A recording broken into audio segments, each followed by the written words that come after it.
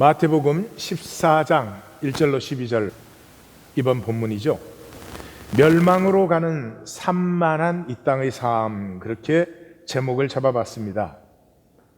이 얘기 안에는 주인공이 불명확합니다. 이게 땅의 특징입니다. 내 삶의 중심에 내가 주인공이어야 되는데 내가 없습니다. 내 삶의 중심에는 엉뚱한 것이, 불안과 욕망이 따리를 틀고 앉아가지고 나를 좌지우지하는 것이죠. 생명은 초점입니다.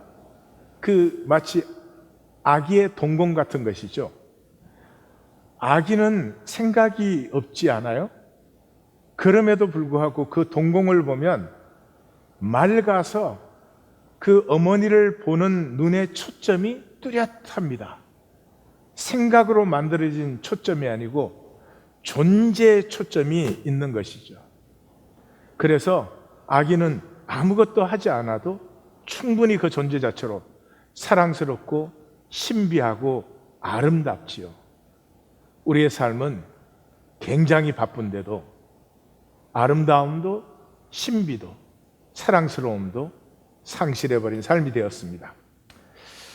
자, 이제 예수님의 본격적인 사역이 출발되는 순간입니다. 다시 십자가가 출발되는 거죠. 마태복음 4장 12절에서 세례 요한이 투옥됨으로 예수님의 갈릴리 사역이 출발되죠. 이게 갈릴리 사역의 전반부가 되겠죠. 14장 12절에서는 세례 요한의 죽음의 얘기를 통해서 갈릴리 사역의 후반부가 출발되는데 이것은 십자가의 출발이 됩니다. 그래서 이 갈릴리 사역 전반기에는 핵심이 어디에 있었습니까? 종교법을 폐지하였습니다. 안식법을 폐지했죠. 그래서 이제 바알세불 소리까지 듣습니다. 그런데 이 후반부에서는 이제 전통까지 폐지해버립니다. 정결법은 모세 오경의 법이 아니고 장로들의 유전입니다. 전통입니다. 그것까지도 폐지해버리는, 그리고 그 결과는 두말할 것도 없이 십자가가 되죠. 이 본문은 말이죠, 설교하기에 좋은 본문은 아닌 것 같습니다. 아마 그 강해 설교라고 하는 것 있죠. 본문의 순서를 따라서 그런 데서 나온 설교는 있어도 설교자가 이 본문을 일부러 설교 본문으로 취해서 설교를 하는 경우는 거의 드문 것 같아요. 대신에 예술에는 이 이야기가 미술은 물론이고요, 연극, 영화에까지도 또 문학에까지도 굉장히 예술가들은 좋아하는 그런 본문입니다. 제가 보기에 그 이유는 여기에 두 가지의 순전함이 나옵니다. 이 소녀의 순전함, 또 목 잘린 선지자, 이 선지자 중에 가장 순전한 선지자죠. 이 두 개의 순전함이 어울리는 것, 이거 정말 극적인 이야기죠. 예술가들이 좋아하는 이유는 두 가지의 순전함이 어울립니다. 소녀의 순전함과 목 잘린 선지자. 선지자 중에서는 가장 순전하여서 가장 온전한 순교를 한 이 세례 요한의 순전함, 이 두 가지가 어울려들기 때문에 이 예술가들에게는 굉장히 매력적인 얘기가 되고 말았습니다. 어쨌든 이 소녀의 이름은 성경에는 나오지 않지만 요세푸스에 의하면 살로메인데, 살로메는 나중에 삼촌인 빌립 2세와 결혼을 합니다. 그게 18살 정도의 때이니까 지금 이 세례 요한의 목을 잘랐을 때는 아마 15살, 14살에서 15살 가까이 가는 그런 시간이었던 것 같습니다. 그러니 그 14살, 5살의 소녀의 그 순전함도 사실은 대단한 거죠. 그러니까 우리의 신앙도 사실은 이런 그 순전함이 이 상실되지 않는 그 신앙이 되어야 되겠다 하는 것이 사실은 이 얘기를 읽으면서 그건 사이즈 얘기지만은 제 마음속에는 좀 간절합니다. 그래서 이 15세 소녀니까 순전하잖아요. 그래서 마술 소녀 그런 말은 없잖아요. 마술 할머니죠, 항상. 그 할머니가 된 것은 뭐예요? 순전함을 잃어버린 것이죠. 그건 남자도 마찬가지일 것입니다.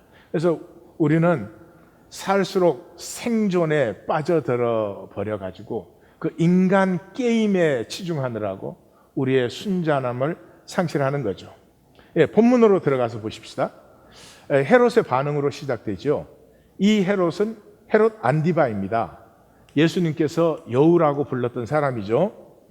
이 헤롯의 반응 속에는 죄책감과 불안이 들어 있습니다. 이 헤롯 안디바는 BC 4년에서 AD 39년까지 갈릴리와 베레아 지역을 통치한 사람입니다.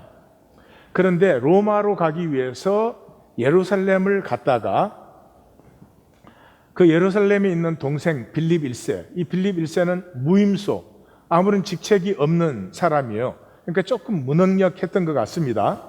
그 빌립 1세의 처 헤로디아를 보고 반해가지고 결국은 헤로디아와 결혼을 하게 됩니다. 그런데 헤로디아도 그러잖아요. 자기 남편이 있는데 자기 남편은 뭐 좀 무능력하고 이 헤롯 안티바는 그래도 갈릴리 베레아를 통치하는 분봉왕이라는 이유 때문에 남편을 버리고 이 헤롯 안티바하고 결혼을 하는 거죠. 그런데 이때 헤롯 안티바는 이미 결혼한 상태였습니다. 나베티안 공주, 나베티안 왕국인데 그게 아라비아라고 불리는데 지금의 아라비아 전역은 아니고 그 북쪽 지역입니다. 거기에 공주와 이미 결혼해 있던 사이입니다. 그래서 이 헤로디아와 결혼을 하고 싶어서 불법 이혼을 하게 됩니다. 그 결과로 이 37년에는 이 나바티안 공주의 아버지가 되는 아레타스 4세와 전쟁을 하게 됩니다. 그 전쟁에서 패합니다.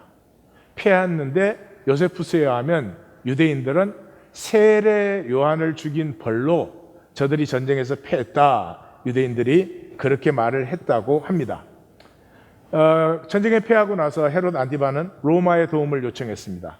그러나 황제가 이미 헤롯 안티바에 대한 부정적인 말들을 많이 들었기 때문에 도와주기는커녕 왕위를 빼앗고 프랑스 지역으로, 지금은 프랑스가 멋있는 데지만 그 당시 프랑스 그러면 저 함경북도 이런 데죠. 글로 유배를 시켜버리고 말았습니다. 그런 사람이에요. 그가 예수의 소문을 듣고 이는 세례 요한이라, 그가 죽은 자 가운데서 살아났으니 그러므로 이런 능력이 그 속에서 역사하는도다. 이 반응에서 볼 수 있는 것은 그 세례 요한을 죽인 그 죄책감과 불안이 그 속에서 역사하고 있는 것을 볼 수 있죠. 그리고 여기에서 뭐 그가 죽은 자 가운데서 살아났으니 그 말은 무슨 뭐 부활의 고백은 아니고요. 문화적 사후생의 개념이죠. 이 사후생, 우리가 죽은 다음에 생명이 계속된다라고 하는 것은 유니버셜 컨셉입니다. 인간이 있는 데라면, 심지어 그것이 구석기 시대가 된다 할지라도, 어디 다른 문화 어느 지역이라 할지라도 이 사후생의 개념이 없는 데는 없습니다. 그것만 보아도 인간은 본능적으로 아는 것 같아요. 우리의 생명과 삶이 이 현상세계, 잠깐 있는 현상세계에 국한되는 것이 아니고 이것을 넘어서, 생명세계는 현상세계를 넘어서 있는 것이라는 것은 모두가 아는 것 같아요. 성경에서도 열왕기하에 보면은 엘리야가 죽은 다음에 엘리야의 영이 엘리사에게 부어졌다, 그런 얘기를 하죠. 자, 3절과 5절에서는 헤롯과 세례 요한의 대립이 보여지고 있습니다. 그러니까 앞으로 예수님과 빌라도의 대립을 이렇게 예고해 주는 그런 장면이기도 합니다. 이 장면의 핵심은 비겁함과 두려움입니다.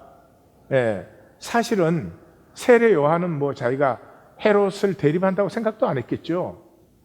그리고 뭐 헤롯이 부당하게 아내를 취한 것, 세례 요한이 말을 많이 했을 것 같지 않아요. 그건 잘못된 것이니까 아마 그런 말을 해야 되는 어떤 계기에 한두 번 그렇게 말했을 거예요. 그런데 이 헤롯 안티바에게는 그게 그냥 세례 요한의 모든 말처럼 다 들리는 거죠. 예. 그래서 이 헤롯이 자기 쪽에서 세례 요한을 대립적으로 보고 두려워하는 것이지, 세례 요한의 관심 속에 뭐 헤롯 안티바는 별로 관심의 비중이 크지 않았을 것 같아요. 그래서 요한이 당신이 동생의 아내 헤로디아를 차지하는 것이 옳지 않다, 레위기 율법에 의하면 잘못된 거죠. 이건 간음이죠. 하매 요한을 잡아 죽이려 하나 무리가 저를 선지자로 여기기 때문에 두려워하여 결박하여 옥에 가두었다. 예, 사실 권력이 있음에도 불구하고 정정당당하게 세례 요한을 대하지도 못하고, 세례 요한을 그렇게 잡아놓고도 또 자기 뜻대로 처리하지도 못하는 이 헤롯의 비겁함과 두려움을 잘 볼 수 있습니다. 6절에서 11절은 이제 헤롯의 생일 잔치가 나옵니다.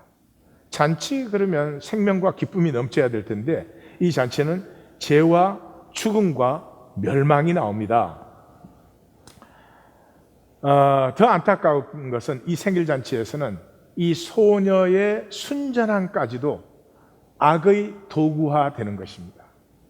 14살, 15살짜리 소녀가 악하면 얼마나 어떻게 악할 수가 있겠어요? 그러나 이 생일잔치 안에서 이 소녀의 순전함은 완전히 세상의 악의 기제가 되고 마는 것이죠.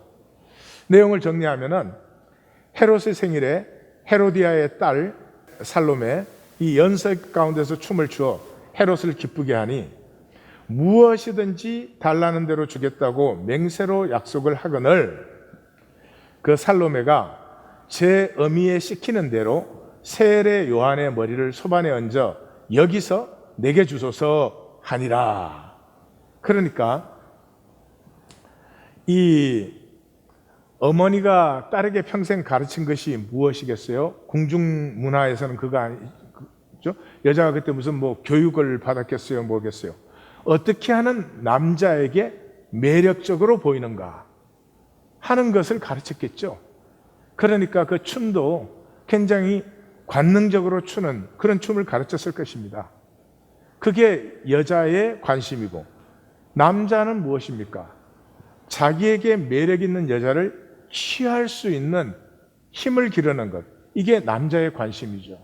그것이 그 당시의 궁중 문화였습니다. 그러면 2000년이 지난 지금 다릅니까? 우리는 다릅니까? 우리 자녀 교육의 뿌리는 어디에 있습니까? 이 세상에서 내가 원하는 것을 취할 수 있는 능력을 기르기 위해서 교육하는 것 아닙니까? 그러고 보면 세상은 본질적으로 달라진 것이 없다 싶기도 합니다. 우리의 교육이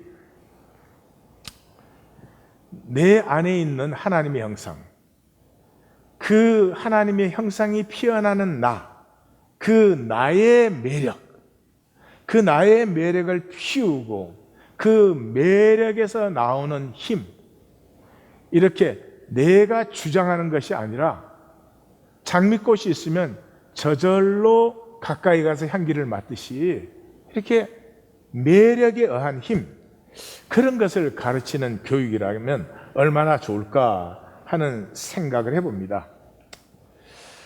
자, 그렇게 요구를 하니까 왕이 근심하니 자기가 맹세한 것과 그 함께한 사람들 때문에 주라 명하고 그 사람을 보내어 옥에서 요한의 목을 베어 그 머리를 소반에 얹어서 그 소녀에게 주니 그가 자기 어미에게로 가져가니라. 그래서 이 생일 잔치는 정말로 이게 생일 잔치다운 밝음도 생명도 기쁨도 아무것도 없는, 이 세상에 가장 어둡고 악한 것이 스며드는 그런 장면을 우리는 만납니다. 그리고 마지막 절 12절은 십자가로의 출발입니다. 요한의 제자들이 시체를 가져다가 장사하고 가서 예수께 아뢰니라. 예수께 아뢰러 간 것은 우리 스승이 죽었으니 이제부터 우리를 인도하여 주옵소서 하는 거죠. 그러니까 세례 요한과 예수님의 공동체가 하나가 되어서 이제는 예수를 따르는데 그 예수님은 십자가로 향하는 것입니다. 이 본문은 첫째, 상당히 어색합니다. 마태복음은 이때까지 예수님만 적어왔습니다. 마태가. 세례 요한을 적을 때도 예수님을 나타내기 위한 그 기제로 세례 요한을 언급했지, 계속 예수님의 얘기를 적어왔는데 여기에서는 예수님도 세례 요한도 직접적으로 나타나지 않습니다. 어떻게 보면 굉장히 산만스러운 헤롯의 생일잔치 얘기입니다.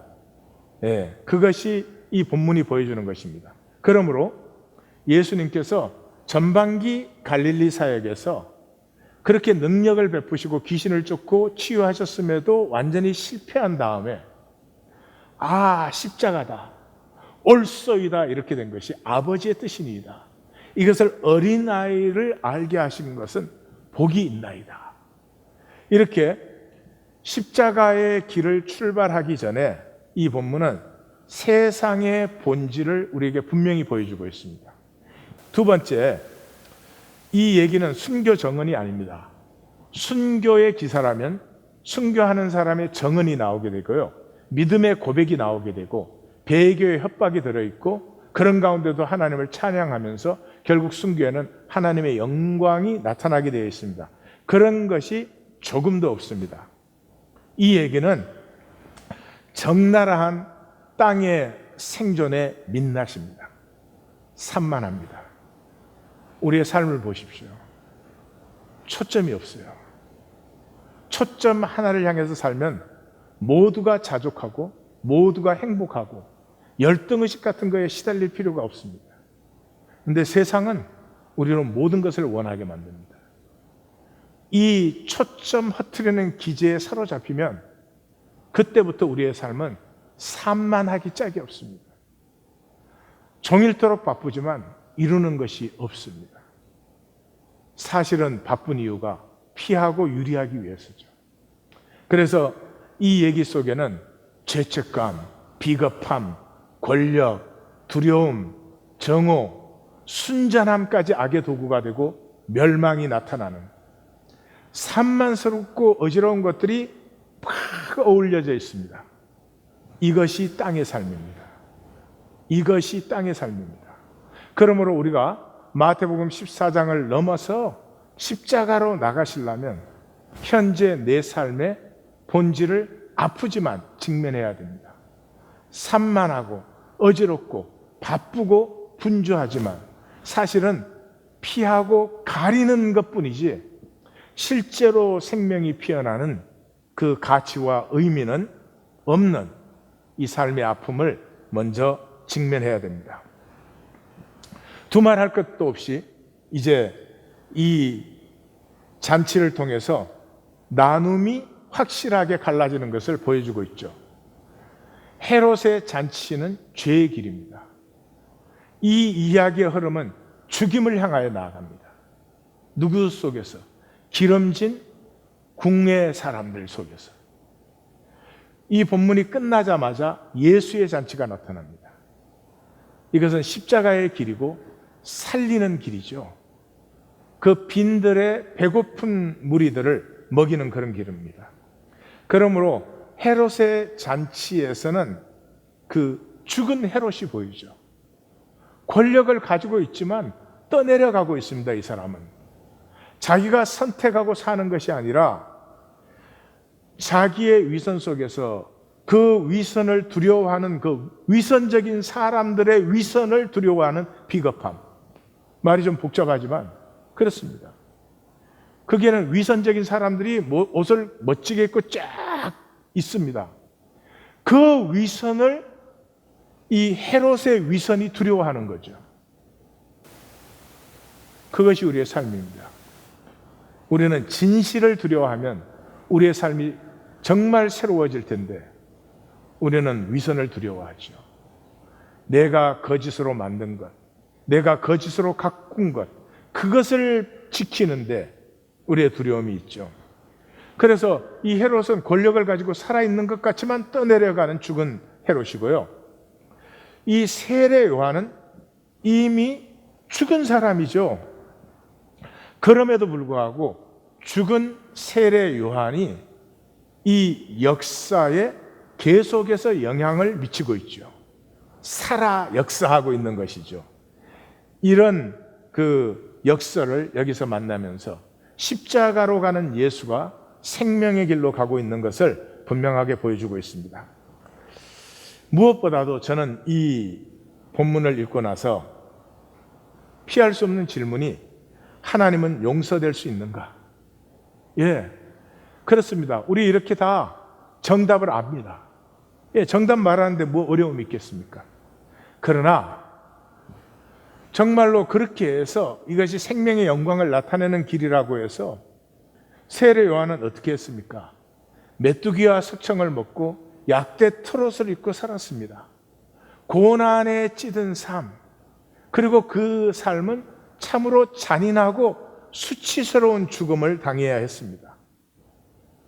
괜찮은 것입니까? 하나님이 하시면 뭐든지 다 정당한 것입니까?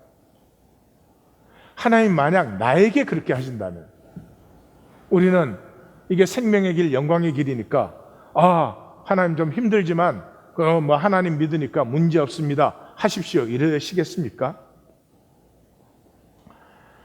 이 고난에 대한 질문은 분명히 조건과 상황에 대한 질문입니다. 그렇죠? 우리의 신앙은 조건과 상황을 위해서가 아니라 본질에 있습니다. 그럼에도 불구하고 이 조건과 상황의 질문에 부딪히는 것이 저는 정직한 신앙이라고 생각합니다. 여기에 정답 갖다 붙이면 뭐 깨끗하게 마감되죠. 깨끗하게 마감되었지만 이 세례 요한의 이 육체의 죽음이 있은 후에까지도 살아 역사하는 생명 역사는 우리에게는 나타날 수 없게 되는 거죠. 저는 그렇게 생각합니다. 이 하나님이 용서될 수 있는 길은, 용서될 수 있는 유일한 길은 이 땅의 삶은 정말로 nothing, 황제로 살았든 거지로 살았든 그것이 0.00000001점의 차이도 못 나타내야 됩니다. 이 땅의 삶을 마감하고 났을 때 황제로 살았거나 거지로 살았거나 그 삶의 차이가 조금이라도 있다고 하면 하나님께서는 우리에게 이러한 모진 고난과 상황과 이런 수치스럽고 잔인한 죽음을 요구할 수가 없다고 저는 생각합니다. 동시에 하나님의 통치 안에 천국의 삶은 그것이 모든 것이 되어야 됩니다. 그러므로 천국의 삶을 위해서라면 이 땅의 삶은 irrelevant, 전혀 가치 비교와 대조가 될 수 없을 때만 이 하나님은 용서될 수 있습니다. 성경은 두말할 것도 없이 그것을 우리에게 말하고 싶어 합니다. 주님께서 자기를 부인하고 자기 십자가를 지고 나를 따르라, 이렇게 십자가의 핵심에서 요구하시게 됩니다. 이 부르심은 종교인이 따를 수는 없습니다. 종교인이 따르고자 한들 따라지지도 않습니다. 이 부르심은 이 땅의 삶이 nothing, illusion, 황제로 살았든 거지로 살았든 그건 illusion, 환상, 허상에 불과한 것이죠. 꿈 같은 것이죠. 꿈에서 왕이 되었거나 거지가 되었거나 차이가 없는 것처럼, 다시 말해서 이 땅의 삶이 배설물이라고 하는 것을 만났을 때에만 이 하나님은 용서될 수 있으며, 자기를 부인하고 자기 십자가를 지고 나를 따르라는 주님의 부르심은 정당화될 수 있으며 의미를 가질 수 있는 것입니다. 다시 말해서 예수님을 따른다고 하면 세상과 육에 대해서는 죽어야 하는 것입니다. 그래서 심각한 선택입니다. 내가 내 육과 삶을 다 버린 후에, 죽은 후에 어떻게 될지는 사실은 누구도 직접 경험하고 와서 얘기해 준 것은 없습니다. 전부가 이론으로 얘기되어진 것입니다. 성경은 약속으로 얘기되어진 것입니다. 그러므로 나의 선택에 달려 있습니다. 나에게 확실한 것은 이 땅에 지금 내가 살아있다는 것입니다. 그런데 주님께서는 이 유일한 것을 몽땅 버리고 주님을 따르는 것을 선택하라고 요구하십니다. 이 선택은 심각한 것입니다. 그냥 교회 다니는 것과 다릅니다. 그냥 종교 하나를 갖는 것이 절대로 아닙니다. 우리가 이제 14장 13절로부터 들어갈 때 우리의 선택은 익어가고 있어야 됩니다. 그리고 16장에 가서는 주는 그리스도시요 살아계신 하나님의 아들이시니이다, 이것을 고백할 때는 내게 세상은 배설물입니다. 내게 세상은 아무런 의미가 되지 않습니다.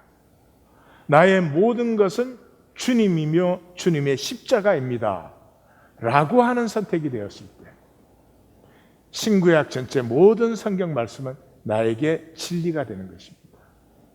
성경 말씀은 완전 무효하고 1.1에게 잘못도 없다고 아무리 큰 소리 쳐봐야 그것은 실제가 아닙니다.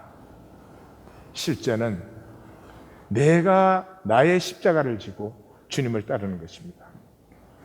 나눔과 아이들을 나누겠습니다. 세상이 배설물로 보이지 않는 한 종교 생활은 할 수 있지만 십자가를 지고 주님을 따르는 것은 불가능합니다. 나는 십자가를 지고 주님을 따를 것인지 나누어 보십시다. 아프지만 직면해 보십시다.